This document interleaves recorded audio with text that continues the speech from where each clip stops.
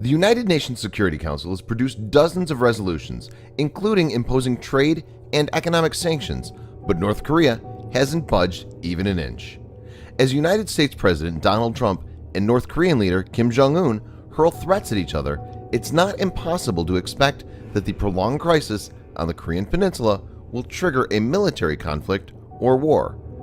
This scenario brings in focus the state and competencies of the North Korean army and the overall capacity of the country to wage a war. North Korean military on paper seem an impressive force, but is the reality so? In this video, Defense Updates analyzes the capabilities of North Korean military and provides 5 reasons why it won't last even a few weeks in a war with the United States. Let's get started. Number 5.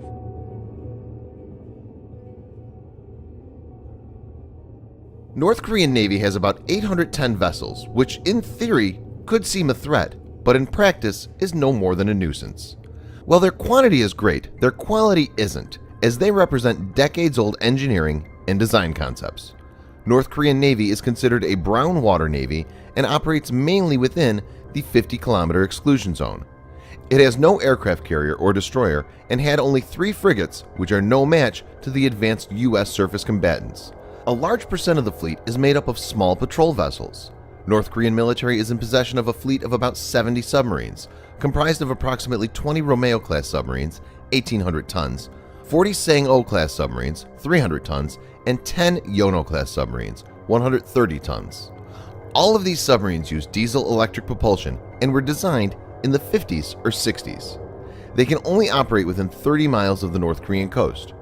These are also much louder compared to modern submarines and will easily be detected by U.S. submarines and the P-8 Poseidon, which U.S. will definitely deploy in the event of a conflict. U.S. will be able to neutralize these easily and enforce a naval blockade. Number 4. In any modern-day combat, air superiority is one of the most important factors deciding the outcome of the war. On paper, the North Korean Air Force possesses more than 500 combat-capable aircrafts, but almost all of them are 3rd-generation and 4th-generation ones. The MiG-29 is the KPAF's most modern fighter, and North Korea operates approximately only 40 of these. The whole air fleet has loads of service issues as they are at the last leg of their service life and are grounded a lot of the times. Combat availability of the Air Force may be less than 50%. The air-to-air missiles equipping fighters are also far older in technology compared to what the U.S. possesses.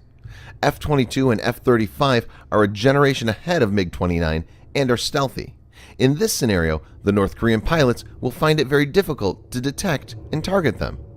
The U.S., with far sophisticated fighters coupled with way better pilot training and strategy, is expected to quickly get air superiority over North Korean skies.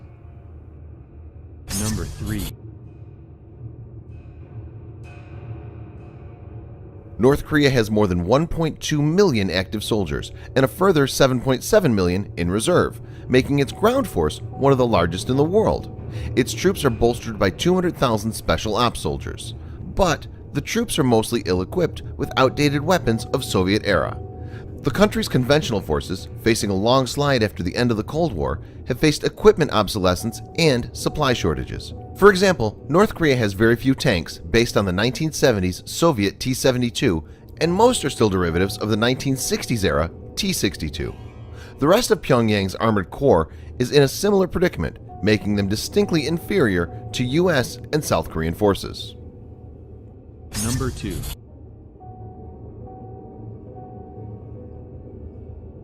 Sustaining a war effort requires massive reserves not only in men but also in material. Napoleon is known to have said, "An army marches on its stomach."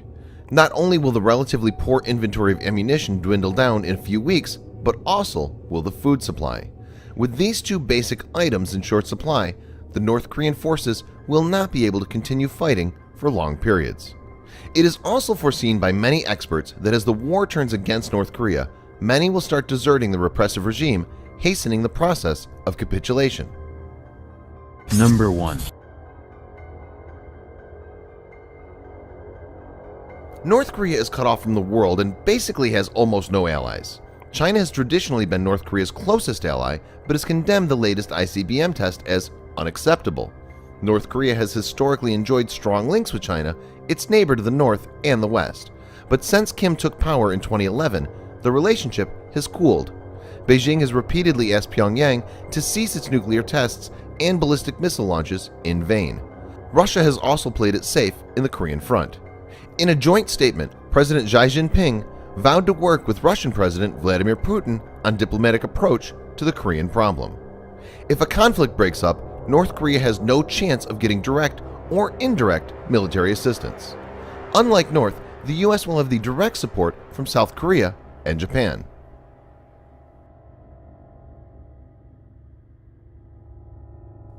North Korea invests a huge proportion of its meager economy into its military, and its ambitious missile, nuclear, and cyber programs have caused widespread international alarm. Pyongyang spent nearly a quarter of its GDP on the military over the past decade, according to US government estimates. Being isolated from the rest of the world, it has failed to acquire modern technologies, and, as discussed in the video, its armed forces remain technologically handicapped. Strategically, North Korea doesn't have the required resources to wage a war for more than a few days, especially against the most powerful nation in the world.